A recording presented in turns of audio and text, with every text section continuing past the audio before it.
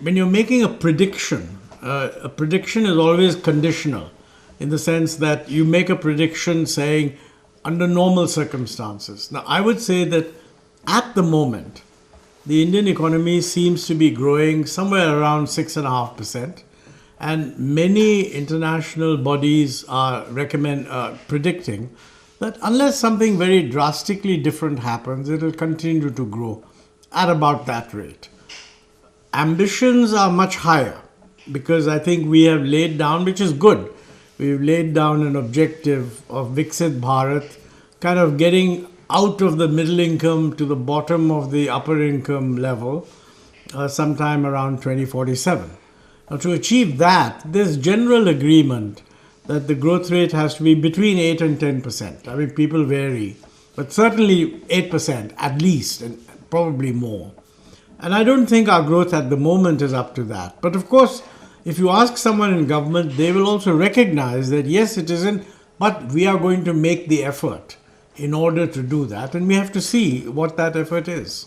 But what kind of policy changes do you think government should do to increase the growth rate? One is containing fiscal deficit, that they are trying their best. Second is they are giving different kind of incentives like PLI schemes in 14 sectors. Do you think these will help to increase the growth or something else is needed? Well, I would look at it a little differently in the sense that you mentioned the fiscal deficit. I think that's quite important.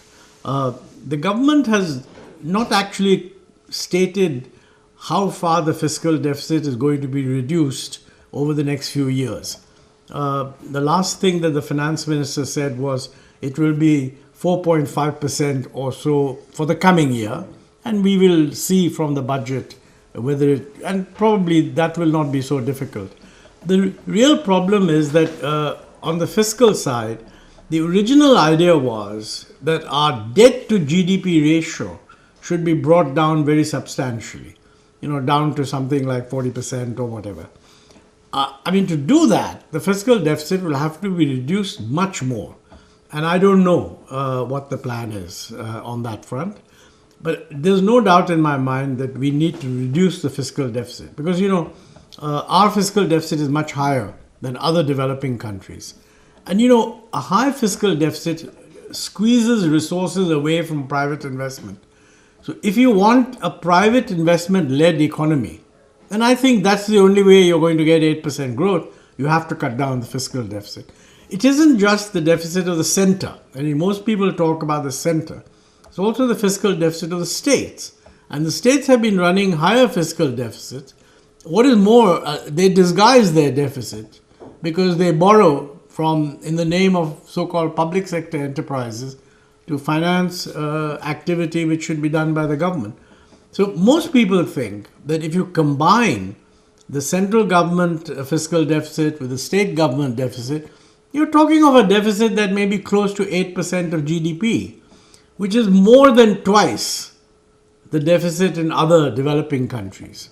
And that's a big correction that has to be made over the next 4 or 5 years or so. That's one.